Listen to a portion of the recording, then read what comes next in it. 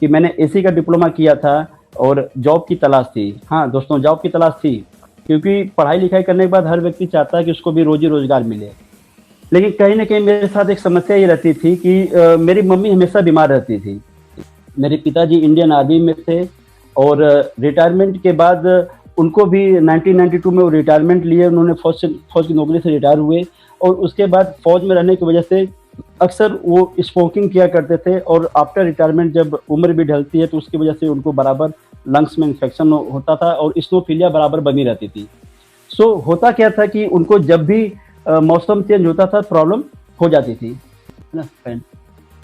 तो इसके साथ दूसरी चीज है कि मेरी माताजी को मल्टीपल कॉम्प्लिकेशन था।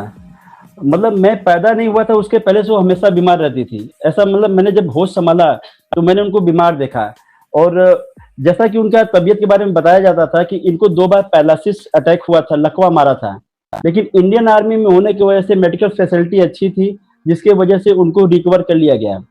लेकिन इसके बाद दवाइयों का सिलसिला बढ़ता चला गया, जिसकी वजह से उनका लीवर बड़ा हो गया, उनकी आंखों की रोशनी बिल्कुल कम हो गई, और उनको हाई बीपी होता था, और 2 घंटा हाई बीपी रहता था, फिर उसके बाद उनको अचानक से बीपी बिल्कुल लो हो जाता था। इसके वजह से अगर वो कहीं जा रही है, रास्ते में कहीं जा रही है, घर के बाहर जा रही है, तो अचानक बेहोश हो गिर जाती थी। पूरा शरीर में पूरा बदन छिल जाता था, जहां चोट लगती थी वहां छिल जाता था। और जब तक कोई जाके उनको होश न दिलाए तब तक वो होश में नहीं आती थी। तो ये एक रूटीन कोर्स था, हम लोगों ने मैंने उसको बचपन से सब होते हुए देखा था। इसके साथ गले की उनकी हड्डी कहीं बड़ी हुई थी, तो उस समय डॉक्टर्स ने उनको बोला कि इसको ऑपरेट करना पड़ेगा, या फिर ऑपरेट कर नहीं सकते क्योंकि रिस्क बहुत ज़्यादा है, तो जिसके रेगुलर उनकी सेकाई करनी पड़ती थी। इसके साथ उनको फाइलेरिया की समस्या थी। मतलब एक दिन में उनको खाना मिले न मिले चलेगा, बट उनको दवाई नहीं मिलती थी तो उनकी हालत बिल्कुल खराब हो जाती थी, और ये चीज़ हम लोगों ने बचपन से देखा था। और इसके साथ साथ हुआ क्या उनके साथ कि ऐसे धीरे धीरे करते करते करते वो बिल्कुल दवाइयों पे डिपेंड हो गई। और हमारे पिताजी जितने भी इंडिया के अच्छे मिलिट्री हॉस्पिटल हैं, जितने भी इंडिया के अच्छे प्राइवेट हॉस्पिटल्स हैं, चाहे वो महाराष्ट्र के अंदर हो, चाहे वो मतलब यूपी के अंदर हो, जहाँ भी जिसने बताया, चाहे लखनऊ पीजीआई हो, लखनऊ हो, मैनी मोर जो भी उस समय की मेडिकल फैसिलिटीज की जगह थी, सब जगह से ट्रीटमेंट कराया। और एक ही बात निकलती थी, जब तक जीना है दवाई के साथ चलना है। तो माता जी पहले से बीमार थी, पिताजी भी बीमार रहने लगे। दादी की स्थिति ये थी कि स्किन एलर्जी, 70 साल से स्किन एलर्जी और पाइल्स की समस्या थी। उसके लिए बहुत सारी दवाइयाँ करना, इवन की पूजा पाठ जो भी लोगों ने बताया सब कुछ किया गया, लेकिन कुछ फर्क नहीं पड़ा। मौसम के साथ एलर्जी आती थी, फिर स्किन में खुजली होती थी, ब्लड निकलता था, है ना। पाइल्स का 2-2 ऑपरेशन हुआ था, फिर भी वही समस्या। तो ये सब समस्याएं थी। इसके साथ और भी कुछ समस्याएं थी। ये जैसे हम लोग 3 भाई हैं, मेरी शादी उस टाइम नहीं हुई थी, तो बड़े भैया का एक लड़का था, उसको पैदा होने के बाद ही उसको निमोनिया हो गया, तो बार बार निमोनिया का उसको प्रॉब्लम होता था, और हम लोग बहुत परेशान रहते थे। डॉक्टर के पास ले जाना, डॉक्टर इलाज करते थे, आराम होता था, और बताते थे कि इसको 10 साल 12 साल तक ऐसे ही इसको रक्षा करना है, बार बार निमोनिया आएगा। जैसा कि हम सब लोग जानते हैं ऐसा होता ही है। तो इस तरीके की जिंदगी चल रही थी। मैं एक अच्छा क्रिकेटर भी था, मैं क्रिकेट खेलने जाता था, मैं ही घर पे रहता था। 2 बड़े भाई लोग अपने नौकरी के सिलसिले में बाहर रहते थे, तो मुझे ही लेके हॉस्पिटल या क्लिनिक जाना, मतलब रोज का ये रूटीन हो गया था। बहुत ही बुरा फील होता था, क्योंकि पिताजी की पूरी कमाई का मैक्सिमम हिस्सा या तो परिवार के भरण पोषण में गया, या फिर माताजी के और सारे लोगों के ट्रीटमेंट के अंदर गया। इस तरीके से एक गवर्नमेंट जॉब में होने के बाद भी हम लोगों का कोई ग्रोथ हो नहीं पाया, और ये चीज़ मुझे हमेशा खटकती थी। इसीलिए मैंने फिर एसी का डिप्लोमा किया। ये सोचा कि नौकरी मिलेगा कि नहीं मिलेगा, लेकिन मैं अगर विदेश चला जाऊंगा तो उस समय एसी का बहुत अच्छा स्कोप था, और मैं अपने इंस्टीट्यूट का टॉपर स्टूडेंट भी था।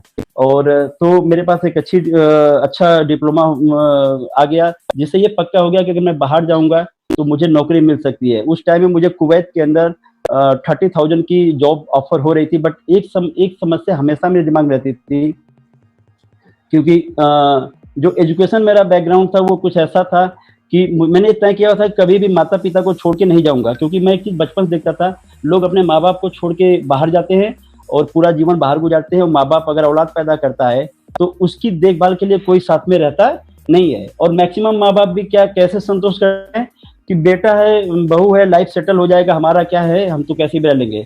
बट क्या इसीलिए माँ बाप बच्चा पैदा करते, तो ये भी दिमाग में बात चलते रहती थी कि करूंगा तो कुछ रोजगार करूंगा, क्योंकि मैंने इंटरमीडिएट में कॉमर्स से भी एजुकेशन लिया था। तो कॉमर्स में पढ़ने के बाद एक चीज कंफर्म हुआ था कि नौकरी से अच्छा है कि व्यापार करो, पान की खोलो, एक नौकरी से ज्यादा। मैंने ये चीज फील किया था, मैंने ये चीज महसूस किया था।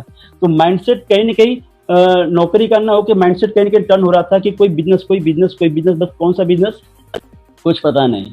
फिर एक दिन अचानक क्या होता है कि डीएक्सन की कॉफी पीने के लिए मिलता है, और उसके साथ एक किताब मिलती है, उस टाइम हिंदी की किताब आती थी, 6 गैलन। तो कॉफी का टेस्ट बहुत अच्छा लगा।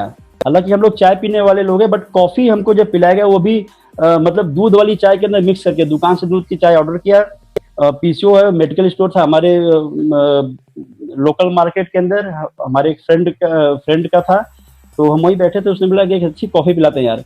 तो उन्होंने इंट्रोड्यूस किया, हमने पिया, हमें बहुत अच्छा लगा। उन्होंने मुझे किताब दिया, किताब देने के बाद बोला इसको पढ़ो। जब मैंने इस किताब के अंदर पढ़ा तो मुझे एक चीज समझ में आई कि ये जो गैनोडर्मा है, ये सेल को ओके करती है, सेल को करेक्ट करती है। यानी कि जितने भी सेल के अंदर समस्याएं पैदा हो रही हैं, उस सेल को, उस केमिकल को, टॉक्सिन को सेल से डिटॉक्सिफाई करती है, और न्यूट्रिशन और ऑक्सीजन का सप्लाई बढ़ाता है। तो ये जरूर बहुत अच्छी चीज है। और मेरा दिमाग कहीं नहीं कहीं गया कि अगर ये चीज घर में माता जी को मैं इंट्रोड्यूस करूंगा तो हो न हो इससे फायदा जरूर होगा। मैं इसी जोश और उत्साह के साथ गया और मैंने ये बात अपने पिताजी को बताई। और मेरे पिताजी आर्मी के रिटायर्ड व्यक्ति, उन्होंने जैसे ये देखा तो वहाँ पे एक जिनके माध्यम से ये चीज मुझे मिली थी, वो तमाम सारी नेटवर्क मार्केटिंग कंपनियों में काम करके अपना गुडविल खराब किए हुए थे। तो उन्होंने एक ही चीज बोला कि तू डॉक्टर विजय शंकर सिंह के पास से आया है क्या? हमने हाँ, उन्होंने थोड़ा सा बताया, और बगल में वो पीसीओ है गणेश ने मुझे ऐसा दिया। तो मतलब गलत माइंडसेट था, क्योंकि कुछ न वो सोचे कुछ न कुछ फिर इसको कुछ पढ़ा रहे हैं वो। लेकिन मुझे वो चीज़ अच्छी लग रही थी, मैं बार बार उनको फोर्स कर रहा था, वो नहीं माने, एग्री नहीं हुए। उन्होंने मुझे बोला कि अगर तुम चाय कॉफ़ी की बात करते हो तो इंडियन आर्मी के कैंटीन में नंबर 1 क्वालिटी का चाय कॉफ़ी सब मिलता है, और आधे रेट में मिलता है। और कोई चाय कॉफ़ी से भला हेल्थ मिलता है कहीं? ये तो रोज पीने खाने की चीज़ है, ज़्यादा पियोगे तो नुकसान करेगी। बट दिमाग में कहीं ना कहीं ये बात चलती थी, क्योंकि मुझे क्रिकेट भी खेलना होता था, अच्छा प्लेयर था अपनी टीम का, तो वहाँ डिस्टर्ब होता था, माँ का डिस्टर्ब, पिता का डिस्टर्ब। मतलब वही है ना कि क्या यार तुम्हारे घर पे रोज लोग बीमारी रहते हैं क्या, ये एक स्लोगन हो गया था। तो मैं नहीं माना, मैंने बोला कि मैं कुछ करूंगा। किसी तरीके से पॉकेट मनी मैनेज करके 100 ग्राम की डिब्बी आती थी 120 रुपए की, हम वो घर पे लेके आए, सबको पिलाया। कि हमारे घर पे पहले से ब्लैक टी पीने का चलन है, मैं बचपन से मैं खुद ब्लैक टी पीता हूँ, दूध दही मैंने कभी खाया नहीं है, सब मुझे याद नहीं है। तो वो चीज पहले से थी घर में। हालांकि गाय भैंस हमेशा रही है और अभी भी है, दूध की कोई कमी नहीं, बट दूध चाय हम लोग ब्लैक टी पीते थे। और थोड़ा सा हमने बात किया तो पापा भी एग्री, चलो ठीक है ब्लैक टी लाए तो ब्लैक टी पीते हैं, क्योंकि इंडियन आर्मी में होने की वजह से उनका एक मानना था कि जो चीज अनुशासन में रहेगी वही चीज काम करेगी। तो मैंने बताया कि इस चाय के अंदर दूध नहीं डालना, ऐसा बताया गया है। तो बोले ठीक है, जब दूध नहीं डालना है तो बिना दूध सब लोग पियेंगे। अब उनका आदेश कौन टाल सकता था? तो चाय पीने के बाद बहुत जबरदस्त फायदा हुआ, किसी का गैस में फायदा हुआ, किसी का एनर्जी लेवल बढ़ा, पापा को तो अच्छा फायदा हुआ। बोले हाँ चाय तो ठीक है। अब मुझे लगा कि अब पापा पैसे भी देंगे। जब चाय खत्म हो गई तो उन्होंने बिल्कुल मना कर दिया, भाई तू लाया है तू ही लाएगा। अब मैं भला उसमें मतलब 10-20 रुपए भी जेब में होता था तो बहुत बड़ी बात होती थी, क्योंकि हम लोग ऐसे फैमिली से नहीं थे कि हमको पॉकेट मनी मिले, क्योंकि परिवार को मैनेज करके चलना ही बहुत मुश्किल हो रहा था इंडियन आर्मी के पेंशन से। तो फिर मैंने क्या, अब मैं क्या करूं? फिर मुझे संजय भैया आई हैं, तो उन्होंने बोला कि क्योंकि हम लोग एक ही खानदान से हैं, बड़े भाई हमारे हैं, तो 3 किलोमीटर की दूरी पे हम लोग रहते हैं। एक अलग गांव में वो है, अलग गांव में हम हैं। तो वो मुझे जानते थे अच्छी तरीके से, मैं उनको जानता था, क्योंकि वो ऐसे उनका व्यक्तित्व था, वो अपना स्टोरी शेयर करेंगे कि नॉर्मल आदमी उनसे बात करने में भी डरता था, ये एक ऐसा माहौल था उनका। बट मैं सभी से बात कर लेता था। वो जब आए उन्होंने मुझे इसके बारे में इंफॉर्मेशन दिया। फिर अब 500 रुपए की ज्वाइनिंग थी, कहाँ से होती? पापा के पास गया, पापा बोले कि हो तुमको तो उसने अपने जाल में फंसा लिया है। मतलब जाल नहीं फंसा, बताओ इतना अच्छा चाय है। बोले चाय ठीक है पी लेंगे, मगर तुमको इतना पढ़ाया लिखा है, तुम जाओ कहीं नौकरी करो, है ना, नौकरी ढूंढो, नौकरी करो। तुमको क्यों पढ़ाया लिखा है? ये चाय बेचने के लिए है। उसके मतलब चाय बेचने में प्रॉब्लम नहीं थी, प्रॉब्लम ये थी कि जो पर्टिकुलर व्यक्ति थे उनके साथ जाएगा तो हो सकता है कि ये भी मार्केट में इज्जत खराब करे, ठीक है। जबकि वो व्यक्ति बहुत अच्छे हैं, आज भी मिलते जुलते हैं। बट उनका भाग्य कहिए दुर्भाग्य कहिए कि अलग अलग कंपनियों को ट्राई करते रहते हैं फास्ट मनी के चक्कर में। फिर मैंने उस टाइम में हमारे टाइम में डीवीडी प्लेयर गांव के अंदर क्रेज होता था, 2 डीवीडी प्लेयर पूरे गांव के अंदर थे, उसको देखते थे। तो हमने अपना एंटरटेनमेंट को सैक्रिफाइस किया क्योंकि मुझे ये चीज़ अच्छी लग रही थी। मुझे कहीं न कहीं इसमें लगा कि इसको हम करेंगे तो करियर सेट हो जाएगा क्योंकि मम्मी को फ़ायदा हो रहा है ना? उसके बाद हमने डीवीडी प्लेयर 1000 रुपये में बेचा और हमारे एक बड़े भाई साहब हैं सुभाष सिंह जी, प्राइमरी के टीचर हैं, उन्हीं को 1000 में बेचा और 500 से जॉइनिंग एंड 500 से प्रोडक्ट। बट वही है कि कोई ट्रेनिंग नहीं, कोई एजुकेशन नहीं और मार्केट में जब रोज़ जाना तो रोज़ ना सुनना और मन निराश होता था। बट घर पे जब आते थे, प्रोडक्ट की वजह से घर के फायदे को देखते थे तो हमारा जोश फिर बढ़ जाता था। हम यही सोचते थे कि हो ना हो, इनको समझ नहीं आ रहा बट प्रोडक्ट अच्छा, हम इसमें काम करेंगे। तो ऐसे ये सिलसिला शुरू होता चला गया और हम लोग आगे बढ़ते चले गए। ना सुनने के लिए ज़्यादा मिलता था। अपलाइन बोले, संजय सर बोले कि भाई ना तुम सुनने के लिए मिलेगा, अगर ना सुनने के लिए तैयार तो हाँ भी सुनने के लिए मिलेगा। और फिर उन्होंने मुझे एक बुक दिया क्योंकि अभी प्रोफेसर सर बहुत अच्छा ये कर रहे हैं आप कि हम सबको बुक पढ़ने की सलाह दे रहे हैं, ये बहुत ही पावरफुल चीज़ होती है। मुझे उन्होंने एक किताब, फिर मेरा मन डाइवर्ट हुआ कि यार सब तो ठीक है। फिर मुझे दिल्ली के अंदर 2006 के अंदर 7000 की जॉब ऑफर हो रही थी। 2006 में 7000 बहुत ही अट्रैक्टिव था क्योंकि मेरा हालत कैसा था, नेटवर्क नहीं किया था, कभी मैंने पब्लिक डीलिंग नहीं किया था। मैं ऐसे स्कूल के अंदर पढ़ा हुआ था जहाँ पे लड़कियों को अलग और लड़कों को अलग पढ़ाया जाता है। मतलब एक अगर अनुशासन ऐसा था कि अगर लड़का लड़की की तरफ लगातार देखे तो प्रिंसिपल बुला के पूरा छड़ी तोड़ते थे। तो सोचिए कि हम लोग का मेंटल लेवल क्या था समाज के बारे में। तो उन्होंने मुझे समझाया कि आज तुम्हें 7000 मिल रहा है, कल तुम्हें 8000 मिलेगा, जब तुम बूढ़े हो जाओगे तब 50-60 हजार में लाइफ खत्म हो जाएगा। फिर उन्होंने बताया कि महंगाई ऐसे बढ़ रही है बट सैलरी ऐसे बढ़ती नहीं है। उन्होंने मुझे फिर क्या किया कि एक किताब दिया, बोला कि ठीक है मेरी बात मत मानो, इस किताब को तुम पूरा पढ़ जाओगे उसके बाद तुम्हारा जो इच्छा करेगा वो करना। मैं बोला कि ये भले कुछ रूंगा नहीं, क्योंकि मैंने 6 महीना कंटिन्यू काम किया और मेरा एक्यूमुलेटेड पीबी था 5300 रुपया, सॉरी 5300, 5300, 5300। तो आज के दौर में तो ये झटके में हो जाता है। अभी अग्रवाल सर ने इतना जबरदस्त बात किया, प्रियंजन सर ने, कि मजा आ गया। आज का तो नया आदमी आता है वो आराम से कर लेता है, 5000 पीबी 4000 पीबी, बस अच्छा गाइडेंस मिलने की जरूरत है। बट मेरी हालत क्या थी, 6 महीने में 5300।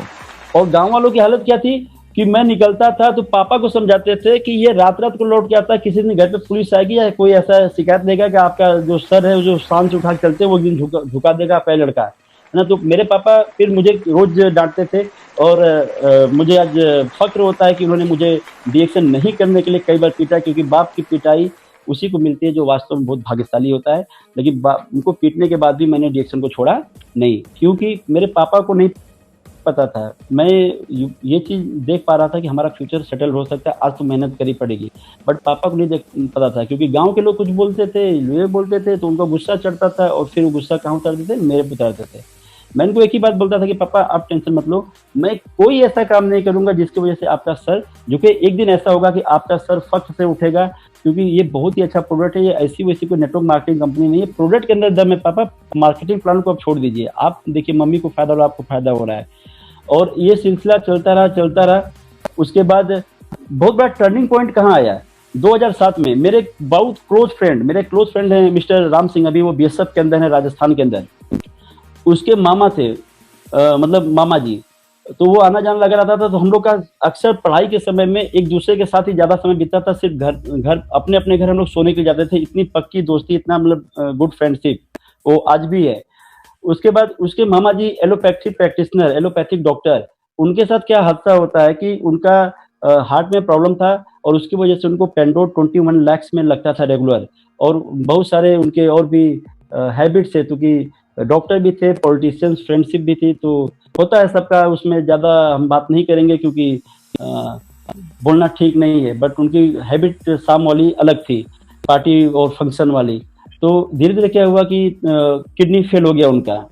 और जब किडनी फेल हो गया तो पहले समझ नहीं पाए, बट जब किडनी का सिम्टम आने लगा और जब जांच उन लोगों ने करवाया तो 2 आश्चर्य हुआ उनको अपनी लाइफ का। पहला आश्चर्य ये हुआ कि बाई बर्थ उनके पास सिंगल किडनी था, दूसरा हुआ कि वो फेल था। और मैंने डिएक्शन शुरू किया था, मुझे भी पता चला।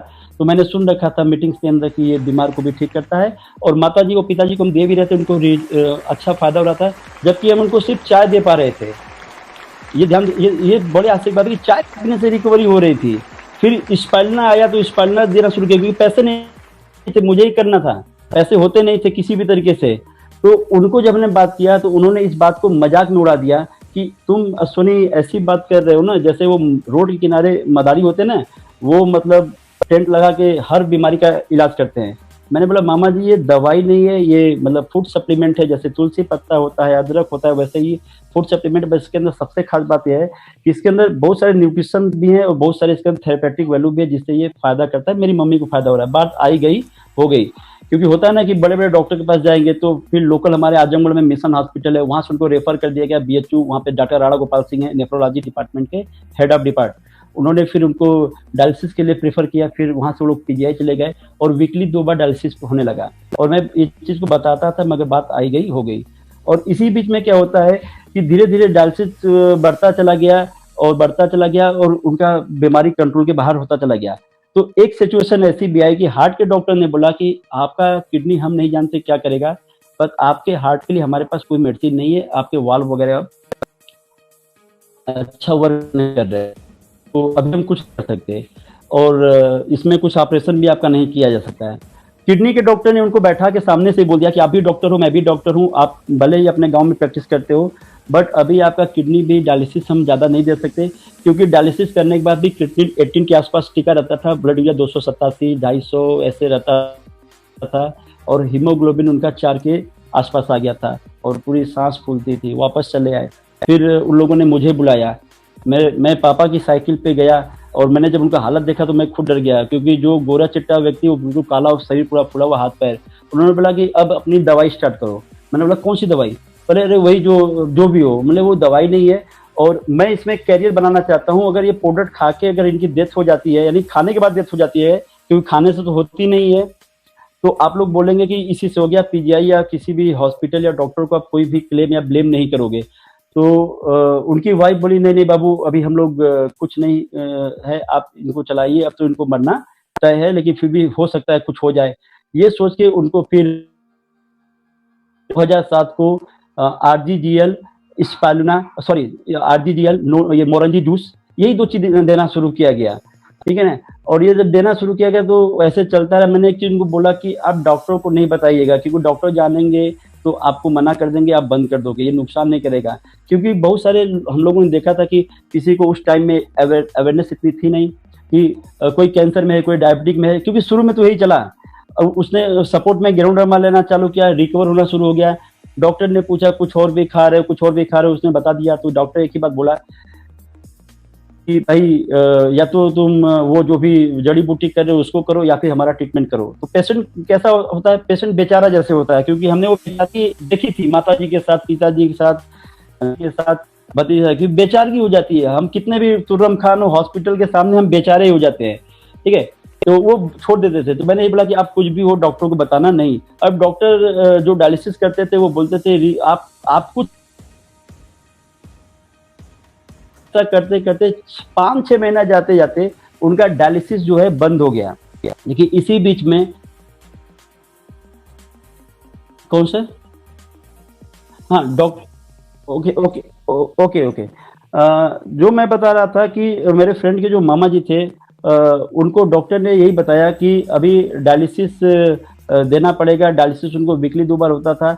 उसके बाद भी स्थिति ये हुई कि हार्ट के डॉक्टर ने ये बताया कि अभी आपका हार्ट वर्किंग में नहीं आ रहा है, वाल्व आपके लगभग बेकार हो गए हैं, तो अभी हार्ट में हम कुछ नहीं कर सकते, दवाई नहीं दे सकते। आपकी फिजिकल कंडीशन ऐसी नहीं कि इसको हम ऑपरेट भी कर पाए। तो और ये उन्होंने हार्ट के डॉक्टर का स्टेटमेंट था। बट किडनी के डॉक्टर ने क्या बोला, वो तो सामने से ऐसे बैठा के उन्होंने बोल दिया कि भाई देखो, आप भी डॉक्टर हो, मैं भी डॉक्टर हूँ। आप भले अपने गांव के अंदर प्रैक्टिस करते हो, अपने शहर के अंदर प्रैक्टिस करते हो, बट आपका कंडीशन ये है कि अभी आपका किडनी का जो स्थिति है वो खराब है। यानी कि डायलिसिस देने के बाद भी क्रिएटिनिन 18 तक था, ब्लड यूरिया 287 थी, हीमोग्लोबिन 4 के आसपास था। तो उन्होंने बोला अभी इमीडिएट आपको ट्रांसप्लांट में जाना पड़ेगा, और वो भी बहुत सारा रिस्की है। तो लोग वापस चले आए, ठीक है हम व्यवस्था करते हैं। और वो गांव पे आ गए और फिर मुझे बुलाया गया और बोला गया कि आप इनको गैनोडर्मा स्टार्ट करो। मतलब अपनी दवाई स्टार्ट करो। मतलब कौन सी दवाई? बोले वही जो है मतलब मेरे पास कोई दवाई नहीं है, तो फूड सप्लीमेंट है, न्यूट्रिशन है। बोले जो भी हो। तो मैंने बोला कि मैंने उनको देखा तो मैं बिल्कुल डर गया।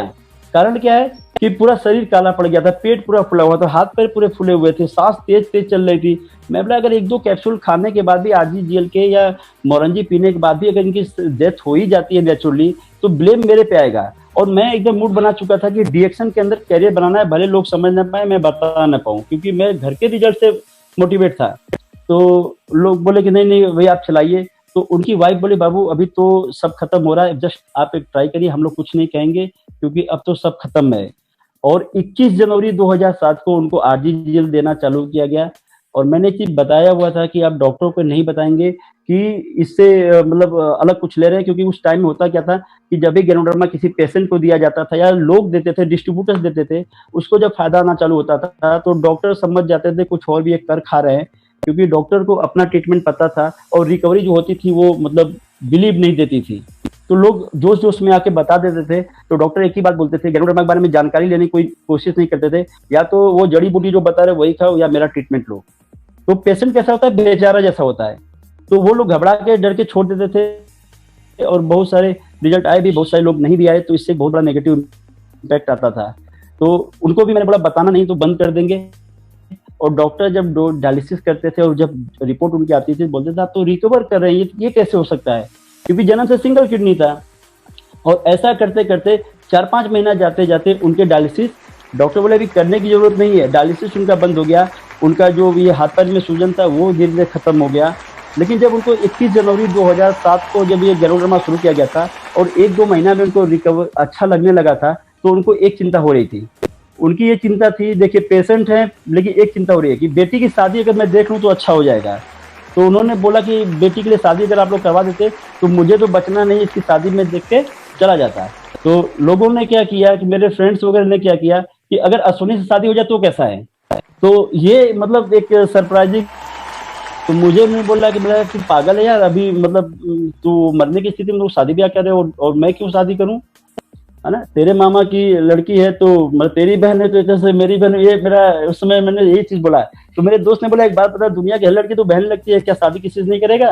बोला ये बात नहीं यार, बट अभी ऐसा कुछ नहीं, मैं कमा नहीं रहा हूँ। उस टाइम में डीएक्शन से मुझे 250 रुपया, 300 रुपया, 400 रुपये का इनकम आता था। लेकिन मेरे फ्रेंड्स के मामा जी बोले कि अगर भले इस लड़के का आज पैसा नहीं आता हो, क्योंकि इसके अंदर कोई बुरी आदत नहीं है, इसके प्रोडक्ट्स बड़े अच्छे हैं, मुझे अच्छा लग रहा है, इसका फ्यूचर बहुत अच्छा होगा। ऐसा कुछ कर करा के दोनों परिवार के लोगों ने मिलकर फिर शादी तय कर दिया। और शादी हो गई और आज संध्या मेरी वाइफ हैं और मेरे एक बहुत अच्छी पत्नी के तौर पे मेरा साथ देती हैं। और सबसे बड़ा फ़ायदा ये हुआ कि डॉक्टर साहब का हेल्थ अच्छा हो गया, उनका डायलिसिस बंद हो गया, उनका हार्ट के लिए पेंडोल लगना बंद हो गया, वो अपनी क्लिनिक जाने लगे एकदम फिट एंड फाइन। ये मेरे लिए बहुत ही एक ट्रिमेंडस रिजल्ट था कि अरे गैनोडर्मा ऐसा भी कर सकता है। फिर उसके बाद मैं और भी इसके बारे में जानना और बात करना शुरू हो गया। बट वही है कि मैं, मेरे ऊपर मेरे अपलाइन संजय भैया और अगला अपलाइन मुंबई, साल में 1-2 बार। फिर बीमार बीमार बीमार, कोई ठीक होता था तो मार्केट बन गया, एक मर गया तो 100 लोग खत्म हो गए। बट निराशा होती थी, छोड़ दिया जाए बिजनेस, नहीं किया जाए, लेकिन घर पे जो प्रोडक्ट यूज हो फायदे होते छोड़ में नहीं दे रहा था। इस तरह से आगे बढ़ते चले गए। तो डीएक्शन की वजह से मेरी शादी भी हुई और मेरी वाइफ बिल्कुल हेल्दी फिट है, मेरे 3 बच्चे सेफ और नॉर्मल डिलीवरी। और आज मेरी बड़ी बेटी 12 साल की है, वो भी काफ़ी सपोर्ट करती है। और इस लॉकडाउन के अंदर वाइफ जो हमेशा घर पे देखभाल करती थी, उन्होंने काफ़ी अच्छा साथ देना शुरू किया। मैं इसके लिए बिहार की सारी जो भी है उम्र में हमसे लेवल में कुछ भी हो सकता है, उनको मैं धन्यवाद देता हूँ। वाइफ ने बोला कि अगर ये महिलाएं लोग काम कर सकती है, सपोर्ट कर सकती है, तो हम भी आपका सपोर्ट करेंगे। और उनके सपोर्ट की वजह से आज हमारे यहाँ एक जबरदस्त महिला की टीम बिल्ड हो रही है, जिसका परिणाम भी आने वाले 4-6 महीने में देखने को मिलेगा। धीरे धीरे नेटवर्क बिल्ड होना चालू होता है, बिल्ड होना चालू होता है, बिल्ड होना चालू होता है। अचानक से क्या होता है कि 50-60 हजार पीबी जाता है। देखिए ये सिलसिला शुरू हो गया था 2006 के अंदर, मगर 50,000-60 हजार पीबी पहुंचने में हो गया हमको 2008-9 हो गया, क्योंकि वही है, कोई सिस्टम नहीं, कोई तरीका नहीं, बस रिजल्ट का मोटिवेशन। तब तक अचानक जो संजय सर के इमीडिएट अप्लाई है, उनको पता नहीं क्या सोचता है, जो कि एक डॉक्टर है, प्रैक्टिशनर है, और हम लोग मैक्सिमम टीम को वहीं पे लेके जाते थे कि चलो डॉक्टर साहब मोटिवेट करेंगे। काफ़ी अच्छे वो काम करते थे, काफ़ी अच्छा कॉन्फिडेंस लेवल होता था, काफ़ी रिजल्ट लिए थे प्रोडक्ट से उन्होंने। उनको अचानक से एक कंपनी वाला आता है, उनको गाड़ी-उड़ी दिखाता है, घर दिखाता है, विदेश यात्रा दिखाता है, वो बिल्कुल से डाइवर्ट हो जाते हैं और उस कंपनी को ज्वाइन कर लेते हैं, फिर डीएक्शन की बुराई शुरू कर देते हैं। और जो टीम जाती थी कि हमारे अपलाइन है, उनको भी वो उन्होंने धीरे-धीरे मोल्ड कर दिया या फिर नेगेटिव कर दिया कि डॉक्टर साहब तो उस कंपनी में चले गए, वो कंपनी लोकल है, इंडिया की है और हम लोग बोलते हैं हमारा प्रोडक्ट अच्छा है। आज डॉक्टर साहब बोले कि उसका प्रोडक्ट बहुत बढ़िया है और इसका प्रोडक्ट बहुत खराब है। नतीजा क्या हुआ? 50,000 पीबी जीरो, मेरा पर्सनल पीबी रह गया 2-4 हजार इधर उधर का, है ना। तो फिर से हमने टीम बनाना शुरू किया, वो पूरी टीम खत्म हो गई। फिर से टीम को बनाना चालू किया, फिर से टीम को बनाना चालू किया और 2012 तक 2011 के में डायमंड क्वालिफाई किया और 2000 डायमंड क्वालिफाई करने के बाद 42,000, 45,000, 40,000 के बोनस के ऊपर पहुंचा। तब तक तो शुरुआती दौर में बड़ी कठिनाई थी, पिताजी ही विरोध करते थे, पिताजी मारते थे, पिताजी पीटते थे, अपलाइन को भी डांटते थे, उनको बोलते थे ये तो मतलब बिगड़ा हुआ, तुझे भी बिगाड़ रहा है, मतलब कोई भी घर जाना नहीं चाहता था। तो पिताजी की साइकिल चलते थे, उन्होंने साइकिल छीन लिया कि साइकिल छीन लूंगा तो आदमी रुक जाएगा। तो मेरे जो आर्मी में मेरा दोस्त है बीएसएफ के अंदर मेरे राम सिंह, उसने एक चीज बोला था कि यार देख दोस्त कि जवान क्या होता है, जवान की उसने ऐसे परिभाषा बता रहा था। मतलब क्या होता है जवान भाई? तो बोला कि नदी किनारे जो व्यक्ति नौका का इंतजार नहीं करे वही जवान है, बाकी उम्र का कोई फर्क नहीं पड़ता है। ये बात मेरी समझ में आ गई। मेरी नौका मेरे पिताजी छीन लिए थे, उनकी साइकिल थी, तो मेरे पास पैर था तो मैं पैदल, तो उसमें फोन भी नहीं हुआ करते थे। तो संजय सर से जब हम लोग शाम को बिछोड़ते थे तो सुबह का टाइम फिक्स हो जाता था कि 5 बजे मिलना है, तो 5 बजे हम लोग मिलते थे, घड़ी मिलाई जाती थी हम लोगों से। तो पैदल जाना मतलब average per day 25 kilometre 30 kilometre पैदल होता था। फिर उसके बाद पिताजी बोले तो मान ही नहीं रहा है इसको, फिर खाना बंद करो। फिर खाना बंद कर दिया, तो खाना जब बंद कर दिया तो फिर रात में घर का दरवाजा बंद कर दो, तो दीवार में निकली हुई ईंटें पकड़ पकड़ के चढ़ के छत से फिर अंदर जाते थे। और घर में पिताजी थे, कोई दुश्मन तो थे नहीं, गुस्सा होता था, गांव के लोग चढ़ाते थे, मतलब कान भरते थे कि बिगड़ गया ऐसा वैसा, तो गुस्सा रहता था, तो कोई घर में बोल नहीं पाता था। और छत का मतलब ईटा पकड़ पकड़ के ईंट पकड़ पकड़ चढ़ते थे, अंदर आ जाते थे, खा पी के चुपचाप सो लिए। सुबह ये नलायक ऐसा वैसा करके फिर वो हो जाते थे। तो ये सिलसिला चलता रहता था। ये मतलब पिता पुत्र का संवाद और पिटाई खाना ये आम बात हो गई थी। बट उसके बाद हमने क्या किया, उस समय हमारे समय में दोस्त ये बोलते थे कि यार शादी में तो मोटरसाइकिल मिलेगी। मैं शादी में कोई दहेज नहीं लेने वाला, मैं शुरू से बोलता था। तो मैंने फिर सेकेंड हैंड मोटरसाइकिल खरीदी और 19,000 रुपए की, 19,000 की सेकेंड हैंड मोटरसाइकिल खरीदी स्प्लेंडर, और उसको मैंने 3.5 साल में 1,47,000 किलोमीटर उसको चलाया। मतलब इतना दिन रात फील्ड में काम करते, जो भी पैसा आता था इन्वेस्ट, जो भी पैसा आता था पेट्रोल में डाल के इन्वेस्ट, है ना। लोग बोलते थे कितना पैसा बचाए हो, मेरे अपलाइन ने सिखाया कि अभी बचाने का समय नहीं है, अभी तो नेटवर्क में इन्वेस्ट करने का समय है। एक दिन इतना आएगा कि फिर रखने के लिए भी सोचना पड़ेगा, फिर बड़ा बड़ा इन्वेस्टमेंट करने के लिए सोचना पड़ेगा। तो यही किया। उसके बाद उसके साथ काम किया और काम करने के बाद फिर 2016 के अंदर टियागो टॉप मॉडल हमने लिया, है ना। मुझे लगता है कि मैंने और रोशन ने लगभग एक साथ ही आगे पीछे कार को खरीदा, क्योंकि रोशन के पास भी वही कार थी, तो अच्छा लगा कि अच्छे लीडर के पास भी वही कार है, मेरे पास भी वही कार है। और उस टियागो से हमने बिजनेस को बिल्ड करना चालू किया। देन फॉरेन टूर मिला और उसके बाद अभी मुन्नार के ट्रिप पे हम लोग थे। और डीएक्शन ने ये आज़ादी दिया, डीएक्शन ने ये फ्रीडम दिया कि हम अपने लाइफ को अपने हिसाब से जी सकते हैं। ये है इसके पावर सिस्टम के अंदर, क्योंकि प्रोडक्ट के अंदर दम है। समझने की बात ये है कि मुझे जो समझ में आता है कि चाय कॉफी पीने से अगर हेल्थ मिलता है और हम चाय कॉफी की सही स्ट्रेटजी के साथ, चाय कॉफी के सही इंफॉर्मेशन के साथ लोगों को बात करें और घर घर का चाय कॉफी को चेंज करें, तो एक समय बहुत बड़ा बिजनेस क्रिएट होगा। और चाय कॉफी एक ऐसी चीज जो आदमी रोज पी रहा है, वही काम हम लोगों ने डुप्लीकेट करना चालू किया। और एक ही आदमी को बात करिए, मगर उसको अच्छे से बात करिए, वो चाय को चाय समझे और इससे हेल्थ का बेनिफिट आता है, यानी कि प्रिवेंटिव हेल्थ केयर की मार्केट को समझ सके। और यही हो रहा है कि आज पैसे वाले भले ना यूज करें, मगर गरीब लोग आज चाय यूज करें, चाय चेंज करें, बड़े जबरदस्त रिजल्ट आ रहे हैं। अगर मैं रिजल्ट की बात करूं तो मतलब पूरा बहुत समय लग जाएगा, उस पर बात करने की भी आवश्यकता नहीं है। हम सभी जानते हैं कि डीएक्शन के प्रोडक्ट्स के अंदर क्या रिजल्ट्स हैं। तो चाय का मार्केट अच्छा है, कॉफी का मार्केट अच्छा है, कोको जी का मार्केट अच्छा है, कुकीज का मार्केट अच्छा है, स्पाइस टी का मार्केट अच्छा है, ग्रीन टी का मार्केट अच्छा है। और सबसे अच्छी बात क्या मुझे लगती है डीएक्शन के अंदर कि डॉक्टर लिम ने हर एक प्रकार के लोगों के टेस्ट के हिसाब से प्रोडक्ट दिया हुआ है। यानी कि अगर कोई बोलता है कि मैं तो भैया दूध की चाय पीता हूं तो हमारी टी लाटे पी लो, आप वहां हेल्थ मिल जाएगा।